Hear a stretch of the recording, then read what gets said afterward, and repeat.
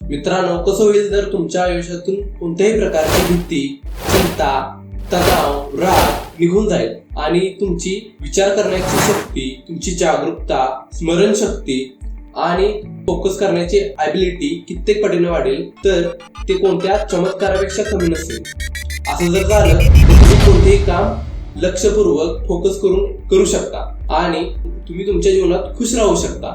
तुमची brain power पहिल्यापेक्षा कितीतरी जास्त पटीने वाढेल.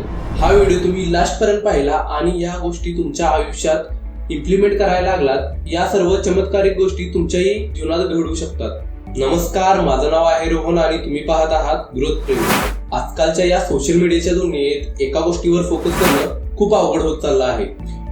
आज आपण एखादं महत्वाचं काम करत असलो तर आपल्याला असले विचार येत राहतात. या विचारांना नियंत्रणात आणणं खूप गरजेचं झालं आहे. ते करण्यासाठी आज आपण माहिती घेणार आहोत मेडिटेशन विषयी. मेडिटेशन म्हटलं तर आता तुम्ही विचार करत असाल, मेडिटेशन तर फक्त दाढीवाले बाबा आणि दिशमंग करत असतील.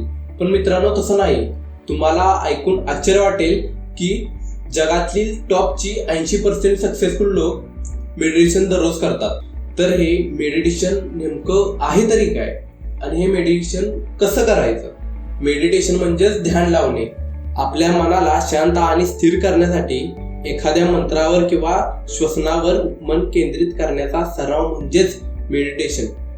असंख्य धार्मिक परंपरांमध्ये ध्यानाचा सराव केला जातो.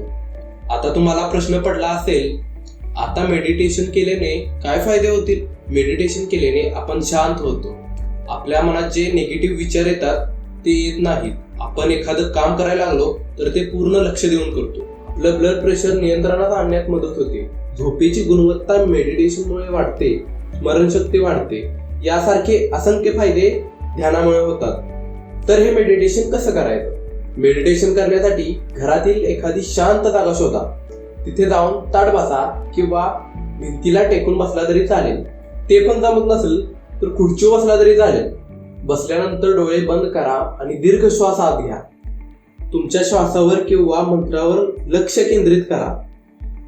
मंत्र म्हटल्यावर तुम्ही म्हणाल मोठे मंत्र नाही, तर बीज मंत्र पण असतात. जसं की मी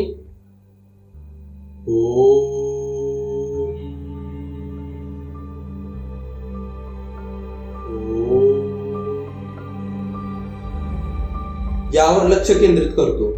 मेडिटेशन करताना आपल्या मनात भरपूर विचार येतात. एका स्टडीमध्ये सांगितलं आहे की मिनिटाला जवळजवळ 35 ते 48 विचार येतात.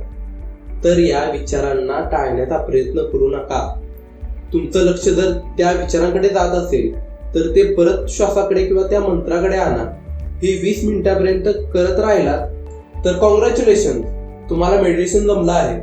एका स्टडीमध्ये सांगितलं आहे की मेडिटेशनचा सर्वाधिक फायदा सकाळी झोपून उठल्यावर केल्यावर किंवा रात्री झोपताना केल्यावर होतो. रात्री केल्यावर तुमच्या झोपण्याची गुणवत्ता वाढते.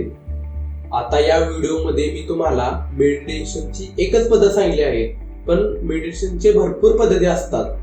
तुम्हाला जर डीप मेडिटेशन शिकायचे असेल तर तुम्ही सद्गुरूंचे ईशा फाउंडेशन, YSS किंवा आर्ट ऑफ लिव्हिंग फाउंडेशन यासारख्या चांगल्या संस्था पण जॉईन करू शकता. या व्हिडिओमध्ये सांगितलेल्या सर्व स्टेप्स अप्लाय करा आणि मेडिटेशन करून तुमचा अनुभव मला कमेंट सेक्शन मध्ये सांगा. व्हिडिओ आवडला असेल तर लाईक करा, चॅनलला सबस्क्राईब करा आणि शेअर करायला विसरू नका. इंटरनेटच्या काळ्या बाजूबद्दल माहिती घेण्यासाठी या व्हिडिओवर क्लिक करा. धन्यवाद.